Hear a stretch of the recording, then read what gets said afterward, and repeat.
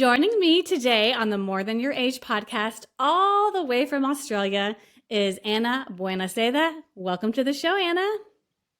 Hi, thank you, Erica.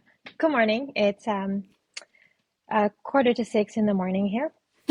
So I'm so grateful to be speaking to you and have this opportunity. It was such quite a bizarre um, you know event that led us here.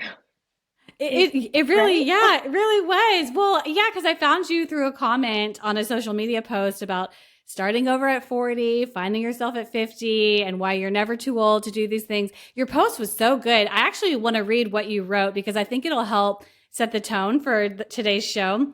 And so this is what Okay. you wrote.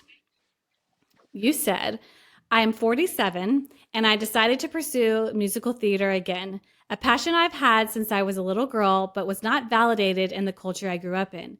Pursued a career in healthcare because everyone around me said I would have no stability in performing arts.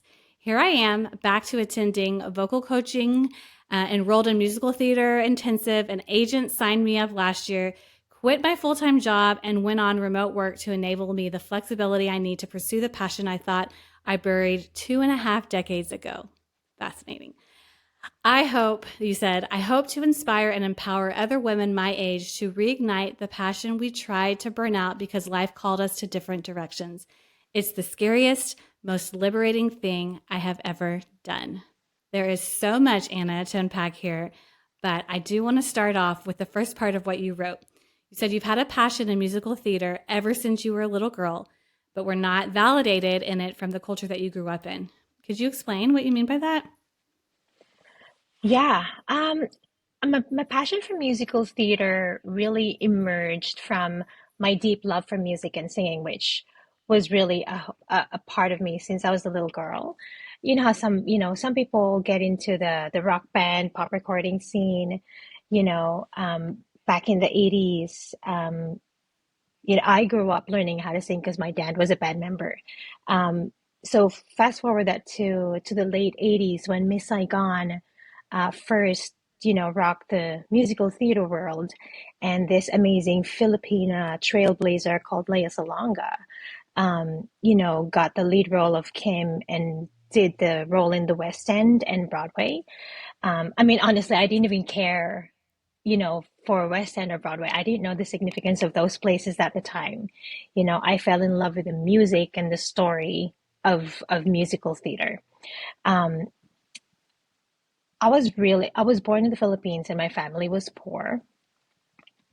Musical theater in my country, I mean, at that point in time, anyway, I came to Australia when I was 9, and at that time, if you don't have money, you don't have room in musical theater. You just don't really make it there. You can't afford it. I'm talking about kids who went to private exclusive schools. Naturally, Filipinos are very musical people. Music and singing and dancing were part of who we are from childhood, and all these things are were brought so much joy to families, and it got people together. Um, but then as you get older, especially if you belong in the family who struggled for money, um, that was not a career to pursue. It didn't even it was not even considered as a career, um, as a real career because it did not provide that security. It wasn't going to get you out of poverty, and as we know, it was such a competitive scene, and only the lucky ones, make it to the top. The only option was to pursue college, get a real job that would for sure, bring food on the table, the job that will give you and your family security and hopefully get you out of poverty. So essentially, that's where that kind of rooted. Now, when you decided you were going to go to college, you grew up in the Philippines. Did you decide to go to college in the Philippines, or did you want to move out No, of the country, or where? Already in Australia. When I moved to Australia when I was 9. Um, my family had to start all over again. Um, and as part of that family, and I was um, the eldest daughter. So there was that sense of obligation that was something you have to do. And this is like, I'm talking like a very cultural thing. Um, you know, uh, all my cousins also had that same kind of pressure, um, because it's your way of giving back to your parents who did everything for you. And I understand that. That is actually not something that you kind of go, oh my God, you resent your parents for it. It's not. They did what they did because that's what they knew, back at that time, and that was the only way they knew how to make life better. Sometimes sometimes people get stuck in that kind of um,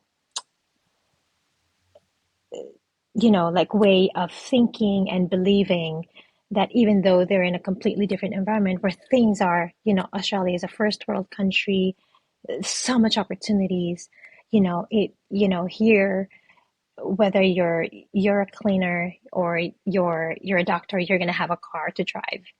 In the Philippines, that was something that was never going to happen. That was not a possibility, you know, and um, and so as belonging in that family, in that culture, children grow up with this sense of obligation to fulfill for their parents, to help out and give back in that way.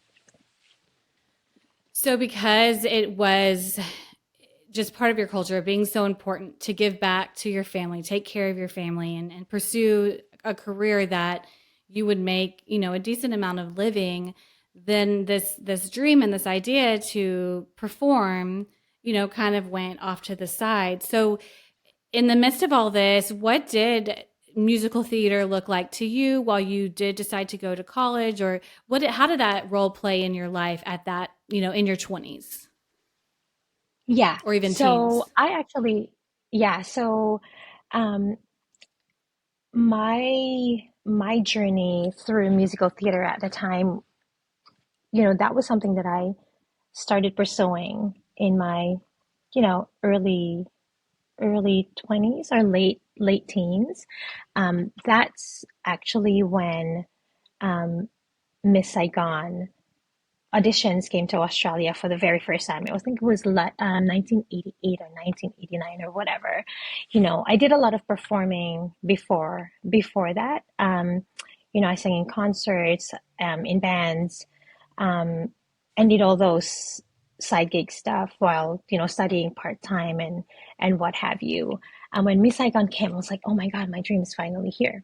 You know, but at that time, I still was not investing on musical theater training. Because my parents would not spend money on that. They would spend money on my school. They would give me everything, computer, um, the books I needed and everything.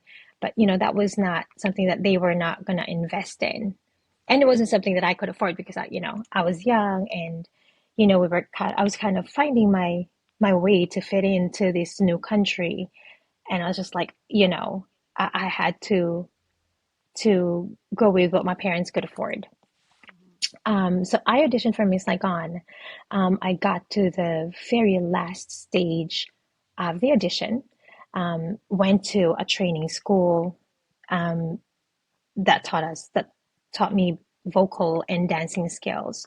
And this went on for months. At the very last stage of the auditions, I fell short. I did not only did I not get the part, I did not get in at all. Oh, After all that, oh yeah, imagine my world, came crashing down. I was so heartbroken at the time. I continued singing, um, but also at the same time, then the people around me were like, well, I think it's really time to get serious about, what you're really going to do in life. um, you know, and other people, these are things that were embedded in my subconscious, because it was something that was told to me at the time that I was so vulnerable because I was so heartbroken by what happened. There's so many people, so super talented people out there who really never make it. How are you going to put food on the table, doing this? And, you kind of get lost in that. I mean, I knew what I wanted, but then, I was also so scared that I was going to fail again and then be ridiculed like this and criticized by the people around me. Because I mean, that's what usually happens, when you're young and you care about what everybody thought, you know. My career in healthcare didn't come until later on. I was kind of lost in that limbo for quite a while and torn. Hmm. Excuse me. So because you were lost in this limbo, you were kind of torn, you had this dream, you had this passion to do musical theater, and Miss Saigon didn't pan out, and then you're having people tell you, not everyone makes it, that's just how it is.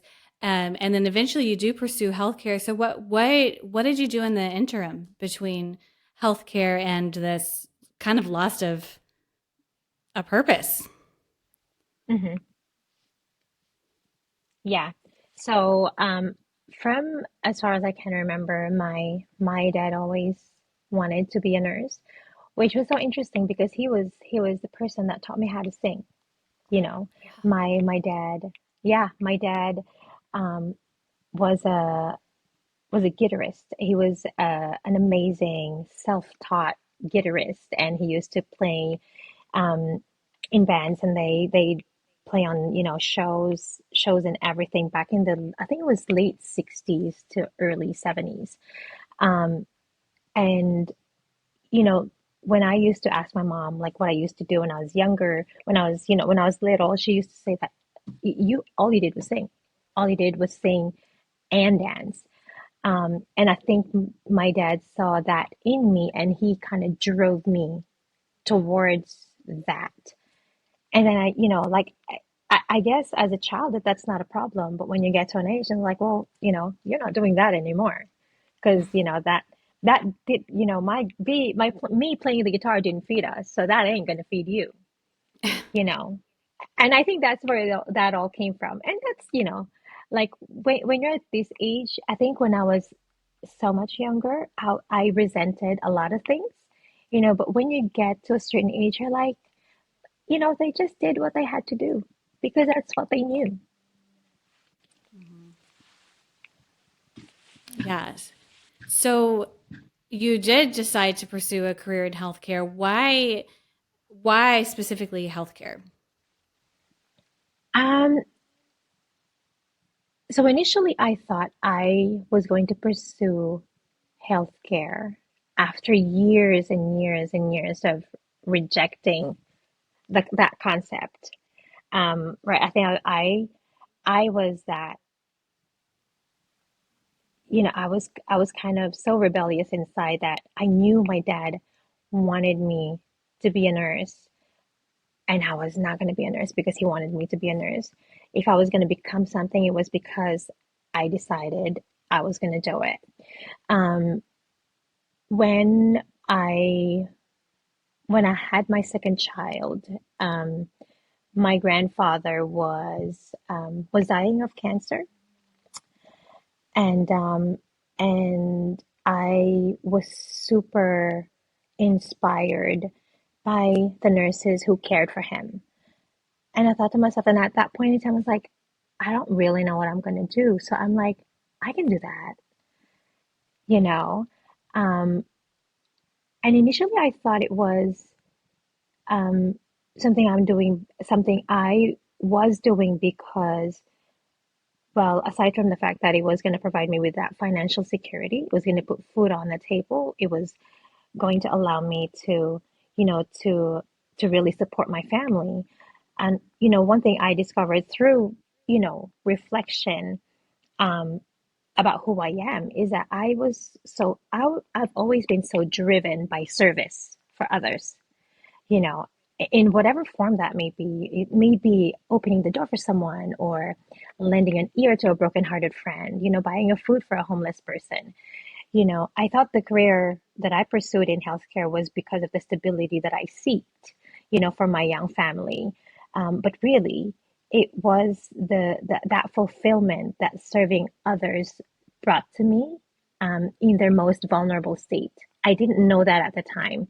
Hindsight is a beautiful thing, you know. And sometimes, light bulb moments really come way, way later from when it happened. So um, you don't you don't get to make sense of things until much later on, when the penny really drops and you go, "Oh my God, that happened then because of this."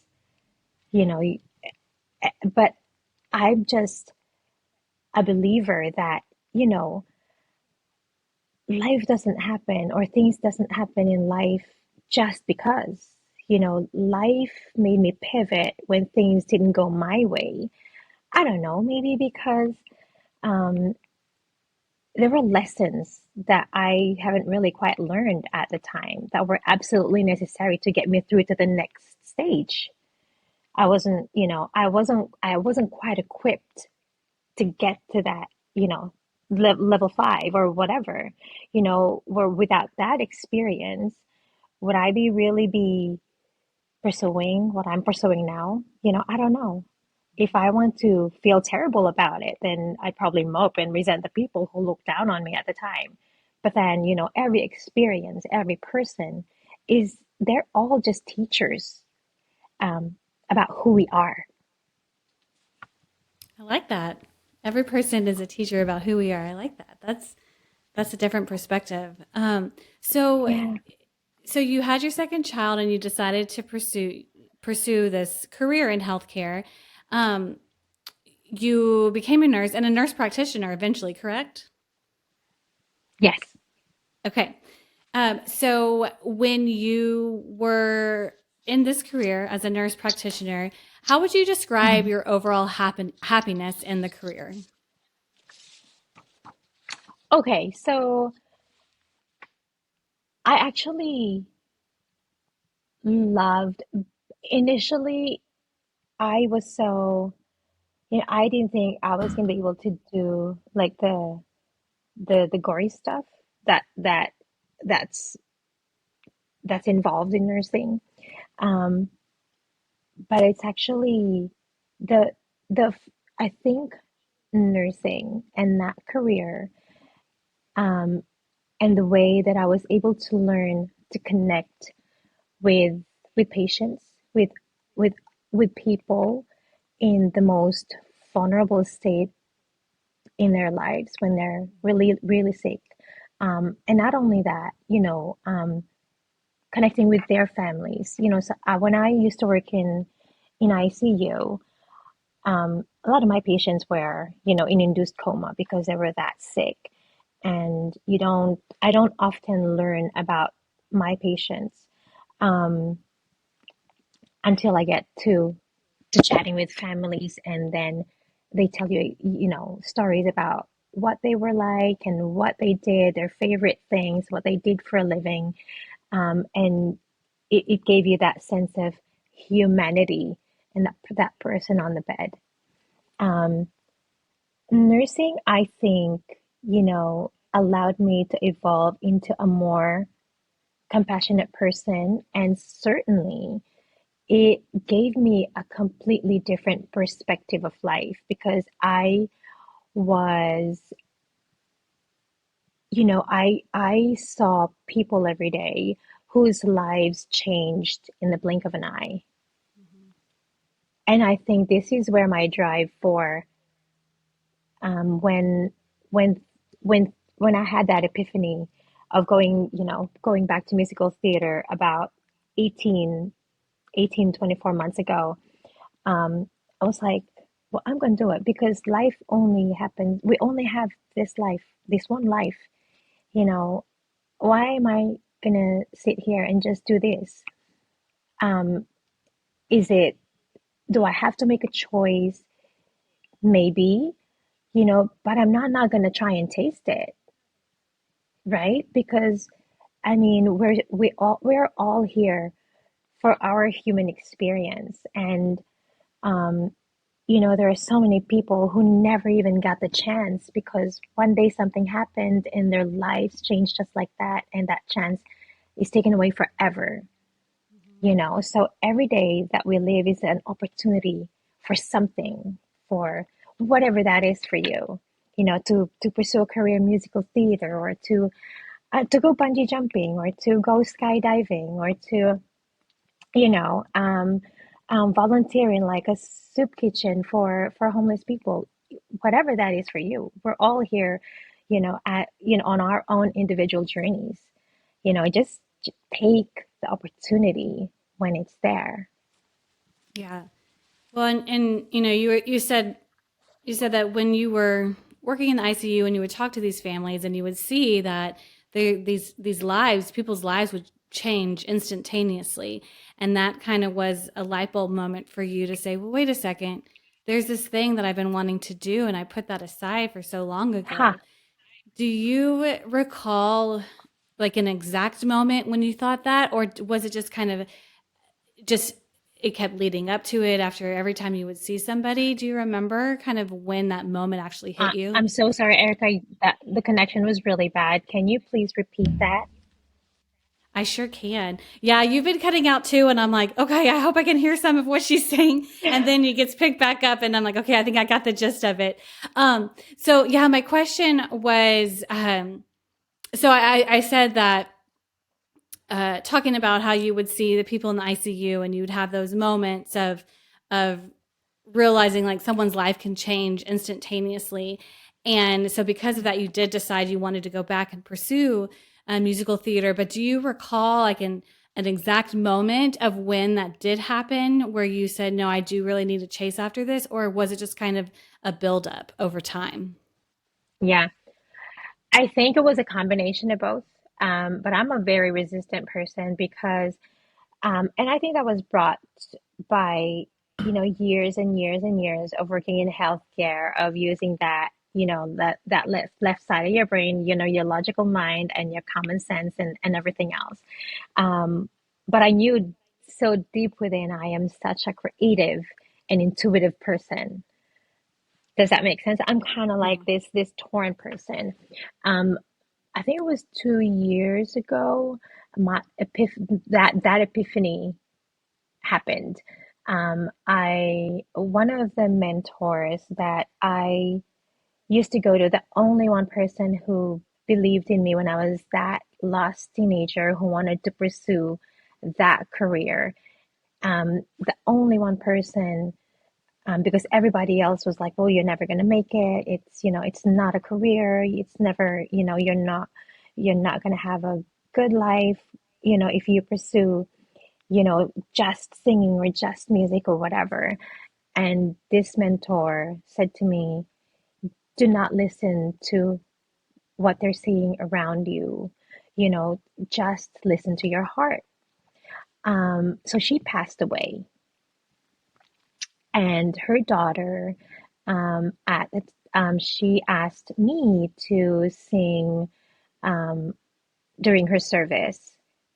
And so I hadn't sung for years, but I did it for her. There was no way I wasn't going to do that one last thing that I could do for the person who really touched my life, at the time that I needed it most. Um, and after I sang, all these emotions and a lot of things came back, and I was like, I thought it was just that excitement of performing again, because I love, love, love, love, love performing and expressing and connecting. I want you to feel what I'm feeling, through a song, right? So that was that, and something, it reignited something in me, and I didn't know what it was. Um, and I kind of set on that feeling for, because I was rationalizing it in my head. being in the field that I'm in and the profession that I'm in, I was like, don't be silly. Like, you're a well accomplished, you're a nurse practitioner, you finished your master's, you're well respected, got an amazing career. But that feeling just wouldn't go away. It would not go away. And finally, I said, I have to do this. I'm doing this. And then the next thing was, holy shit, where do I start? Like it's been years, I didn't know, where to begin. So I started with, I was like, well, I haven't sang for a long time, so definitely I'm going to be rusty there. I can't just, decide I'm going to go back to musical theater and think that I can sing, you know, um, well enough for an audition. So my first instinct was to find a vocal coach. And this vocal coach that I found, I literally just Googled all these up. Like this is not a joke. And I found this guy and I thought, oh my God, I don't know why I like you. Um, and this is what I'm saying. Like I am so intuitive and I am just, when I listen to that and not even rationalize it, I'm almost 100% always right. And I just kind of put aside that part of me because I was so trained to be so black and white and use common sense and be rational, because this is that's the field that I work in. Um, I met him and he was like, well, you're actually, you still actually got it. So we can still do this. And then that was probably around late April, early May, and a couple of weeks into training with him, he was like, "Oh, did you know that there's a mid-year concert for the whole of the vocal school has a biannual concert where where people who train there have the opportunity to perform, so you know what it's like to be actually out there performing for others." Um, and he said to me, "And I think you should perform." And I was like, "Oh no, no, no, I'm not. I'm just, I'm not even there. Like I've only been doing my vocal training, like I've only done this twice. It's been so many years." And that little voice in your head.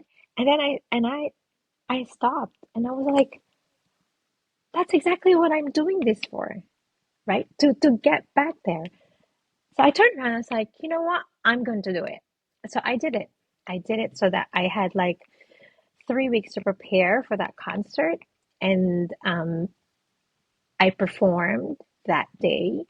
And the agent who is the owner of the whole vocal school um, came up to me after I sang and he said, "Oh, I would like to speak to you after the concert. Would you mind staying back?"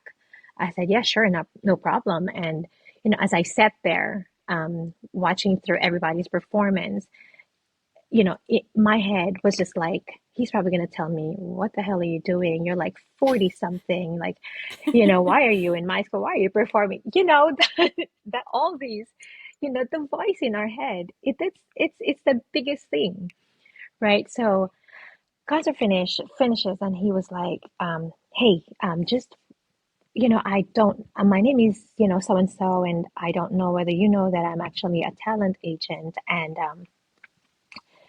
and I don't know what your plans are and how you kind of want to take your journey through, through singing or whatever, but I would more than happily represent you." Um, and I sat there going, literally stood there staring at him going, "Shut the hell up." I was just so shocked. And I looked at him and go, "Yeah, oh, yeah." It was like so amazing how it all kind of happened. It was Wow, like, it's that like is, magic, right? Yeah. yeah. That is such a cool story. I love that. Well, and also just to kind of go back to what you said about um, that sweet woman who believed so much in you, and her daughter had asked you to sing, just kind of like, you were thinking about this on the side, but then her daughter says, "Would you sing?" And you're doing that because you want to honor her life. And so you do that, and then it sparks this, desire in you to sing again, and you find this vocal coach, you perform, an agent comes up to you to say, "Hey, I want to sign you on."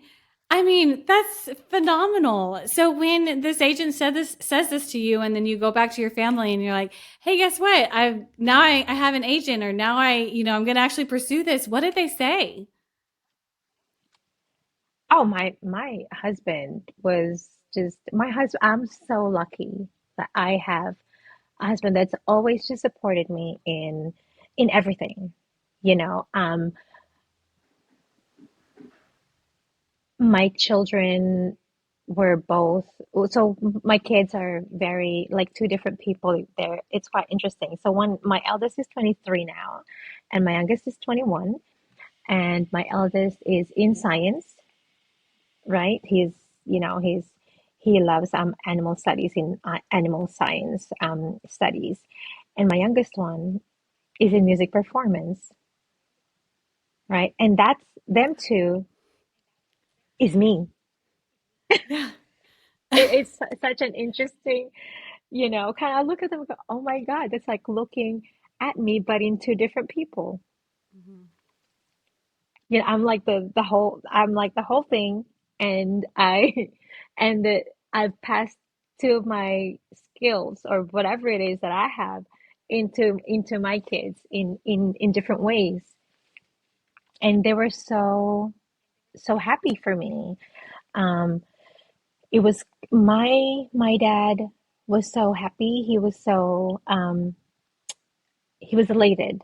Um, he was also he my dad's been sick for a very long time, and he actually passed away recently after being sick for so long. And that's I've had to put kind of a pause on where I was sort of going in terms of the pursuit in musical theater, because he'd been so unwell and eventually passed away.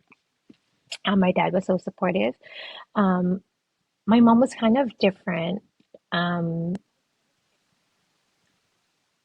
because I think my mom was always that logical, um, you know, what's going to happen to you? Like how are you going to make this work? And I turn around, look at her, and go, I'm going to make this work. This is going to work, and this is going to happen, and this is what I'm going to be doing. And I think that's me. That's my child me saying to my mom that I'm going to do this anyway, whether you like it or not. I mean, I couldn't have said that to her when I was a child, but I'm 47 now. So, you may not understand it, but this is what I'm doing. And I get why you don't understand it, but I'm not here to, I am, done. You get to an age where you're like, I'm done explaining what I'm doing because I don't have to.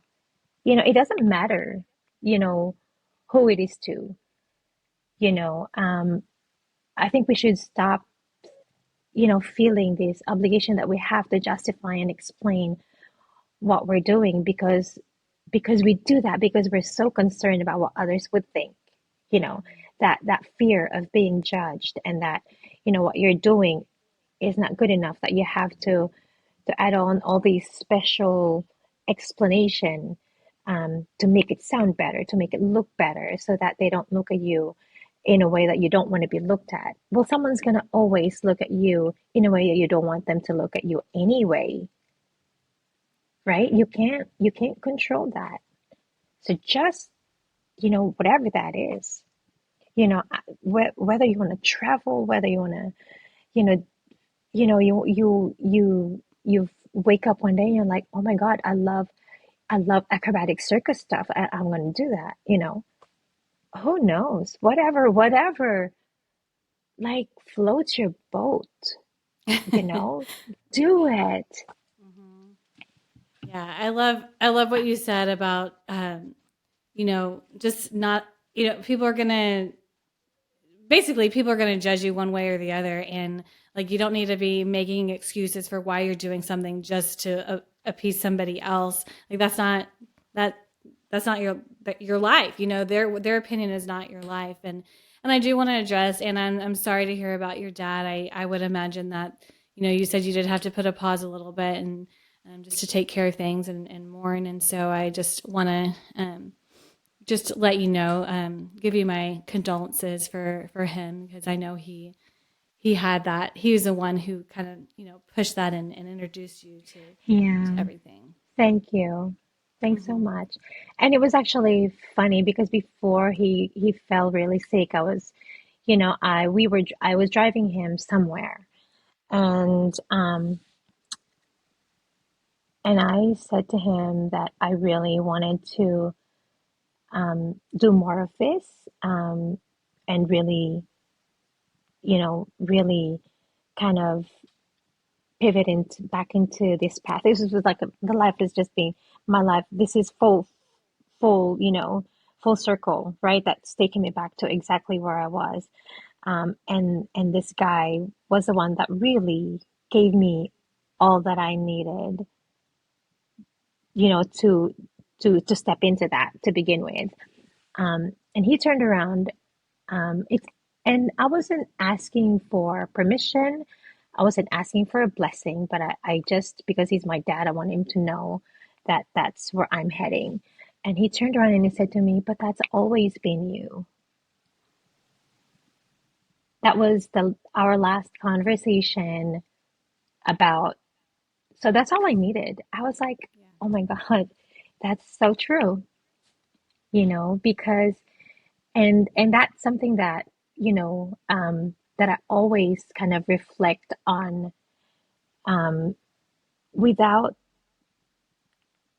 if you take away all the layers, right? All the layers of your culture, your parents' influences, your friends' influences, the influences of your profession, um, what you've seen, what you've been exposed to. What are you? Who are you? That is such an important thing because that really leads you to that. It allows you to peel off all those layers of that really hid your authentic you. Mm-hmm. Yeah. And Uh, once you get to a point where you're able to, to kind of peel all that out, peel all that off, it's that liberation. You talk about that liberation and what that means, and feeling free is is that feeling of knowing that you are your full expression. There's always going to be, elements and parts of you that's an influence of another person, an experience, or, but really those things really just brought tools to allow you um, to evolve to exactly who you should be, and to who you are, bring with you that authentic you to mm-hmm. whatever destination you want to take it to. Yeah. Another beautiful thing that you said, and I just love your perspective. When you realize that you want to do this, you in a way get a blessing from your dad that you weren't really looking for, but yes, kind of. And your kids are super supportive, your husband as well. How was the transition from removing yourself from your full-time job to really pursuing this new musical theater career and chasing after this dream?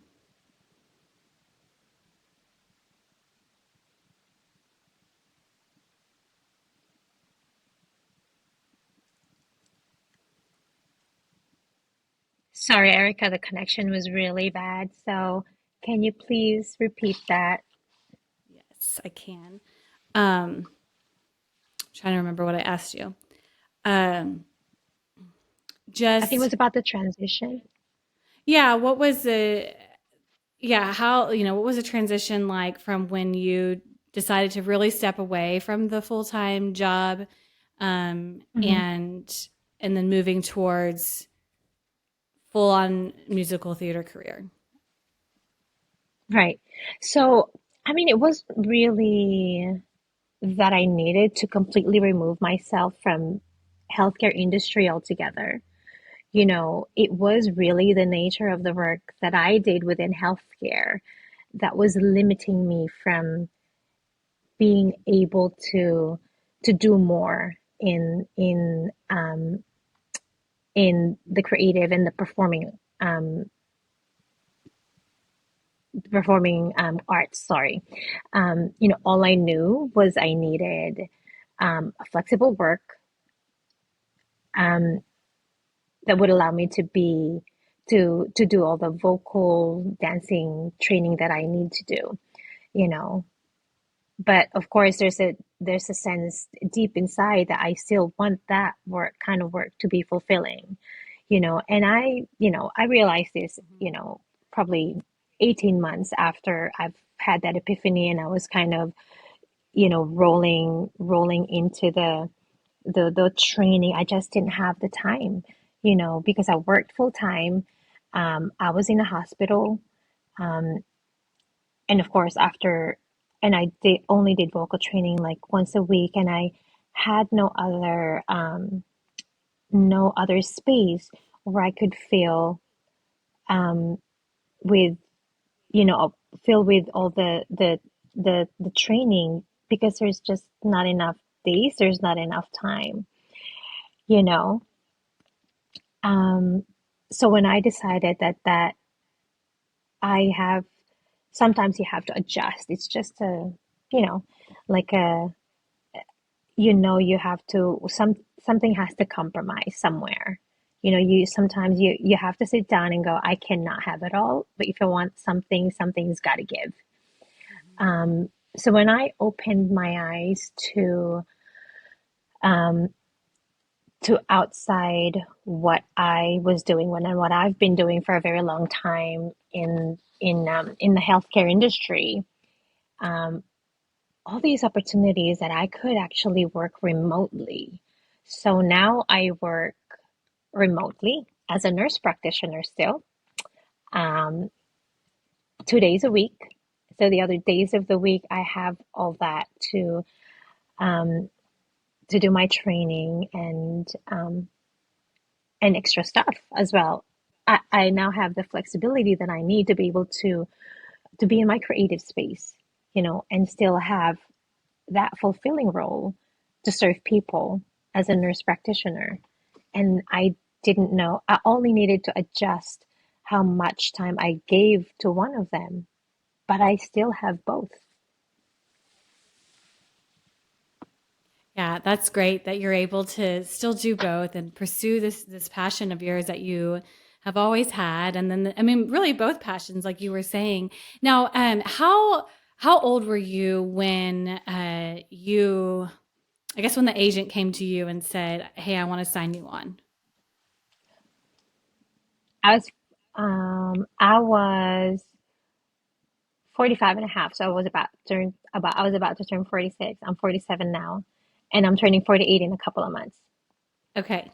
Okay. I love that. Hmm. And so, one of the things I'm super curious to know is how have you had to push through the hard moments and recognizing that you are older than the majority of what I would assume the majority of your colleagues in theater?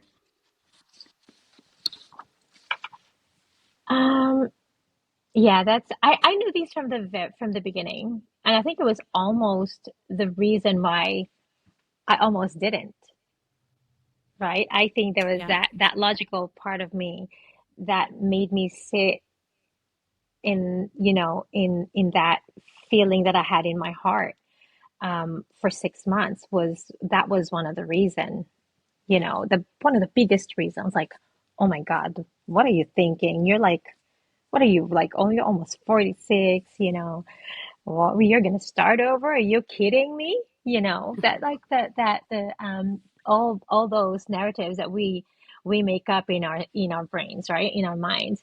You know, I come to you know, I sat down and I thought, you know, I come to this space, to this creative space, you know, with real life experience, you know, wisdom, you know, and resilience that, you know, I have gained over the years in my life. You know, my age really brings unique perspective and depth, you know, to the work because I have a treasure chest full of emotion filled life experiences to draw from, you know, because that's what theater is and what acting is and song interpretation is. It's you personalize it and you then interpret that based on all the, you know, bubbling up emotions that you have inside of you, because that's what you intend others to feel in your interpretation. Um, you know, not only that, like I always embrace that opportunity to mentor and collaborate with other people. You know, what better space to be at than to be able to mentor people who are younger than me and guide them through and kind of go, hey, you, it's okay, you know, because these guys are in their 20s, girl. They're in their 20s, and one of them, you know, we got to chatting, and she turned around, she was like, oh, I'm 21. I was like looking at her, going, you know, my eldest son is older than you, and they think it's just amazing, you know, that I'm there, and I don't act in a weird way because they're so much younger, you know. We're all there for the same reason. You know, how we got there, we just, you know, we just came from different paths, really, you know. I have so much wisdom to offer, you know, and I know others, whether young or old, you know, they also have something to teach me. Like I said, everybody is a teacher. You know, someone's insecurity, like if my insecurity is always a reflection of something that I need to really heal or repair or whatever, you know. So um that that is such a powerful thing to have. If we can all, I guess, think in that way, you know, we will, there's not going to be a lot of hate, you know, and a lot of blaming on others, and we all become better people. I like that you said my insecurity is something that I need to heal and work on. That's really good. That's a really Yeah. powerful statement. I think that that's something to kind of ponder on and think about of like, okay, what are our insecurities? And then that's what we need to work on. Um, well said. So, you know, you kind of addressed this a little bit, but if you have anything else to say, you know, people assume that once they've passed their 20s and they didn't succeed in theater, that their time is over, it's ended. I mean, you know, I was guilty myself as well. You're obviously proving them wrong. So, what would you say to the ones who believe that their time has passed and that they missed the boat? I mean, you know, I think society conditioned us, you know, that to believe that age is this number that dictates who we are, what we should be doing, you know, what we should be wearing, who we should be with. You know, the truth is there is no expiry date, you know, to pursuing your dream, you know, whatever that may be. It can be, it may be something so big, it may be something so small, it may be something, a new, completely different career to what you're doing now, you know. And I also think that we misinterpret age as an indicator of success. That, you know, if you get to a certain age and you haven't achieved whatever it is that you want to achieve, then that's it. You know, you're done, you failed. You know, there is no limit as to how many times you get to try, you know, and at what age you should stop trying. You know, let's not make up that rule because that's like drawing this, you know, invisible fence that you can never get through. we're all beings who crave learning, and this is what each brand new experience is cultivating in us, that learning, that growth, that change, and that evolution. And what that may look like when you get to that goal, no one knows. But I can tell you, you're just not going to be the same person who was at the starting line, right? You're going to be a completely different person from who you are at the starting line when you get to the finish line. And I think that is such a beautiful thing, because sometimes you get to that trophy and you realize, oh, this is not the trophy that I'm after. And you pivot, but it's not going to be as hard as when you first started from scratch because you already know shortcuts because you've already been there, you know. And that's a beautiful thing about life. It sure is. Well, Anna, what is in store? I know you said you had to take a little break for a minute, but you have this agent. You've been working on your vocal lessons. What's next in store for you for your theater career? Well, at the moment, I just eased myself back into that. Oh, not really eased myself because I'm actually um, um, doing the musical theater intensive. Um, and that has been um, like an amazing, amazing, amazing experience. Of course, I'm the eldest in that group, and and it's all um, so eye-opening for me because we all go there for the same intention of claiming our space, right, in on stage. Um, how we all got there, we all came from different journeys. We come from um, different spaces, and it's been such an eye-opening experience for me, um, because it's teaching you everything, and it's mind-blowing because I actually wanted to do a course in a music course before when I was younger, but I didn't because that wasn't going to put food on the table. And here I am doing musical theater intensive, and I sit down with like students half my age, and it's just been the most amazing experience. I've got some auditions coming up in the pipeline, so that's all really exciting to prepare for. Um, I also I do Broadway jazz um, dancing training, um, and like I said, with the flexibility that I now have, I'm still able to be in both worlds. I all I needed was that adjustment. And I Yeah. don't get me wrong, I'm so blessed, right? Because I sit with all these young kids, and that's, you know, I have something that really allows me to financially be able to do these things. Some of these young kids don't have that. We're in Australia, so that's always, there's always a way to get it. Um, but at the end of the day, um, they're all still just building their lives.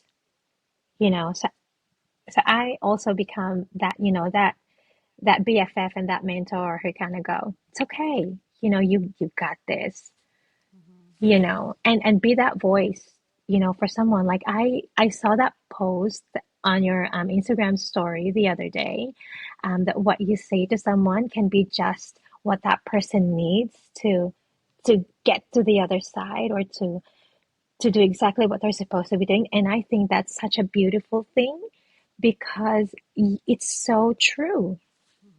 Sometimes that kind word, and that advice, that is all that person needs to hear.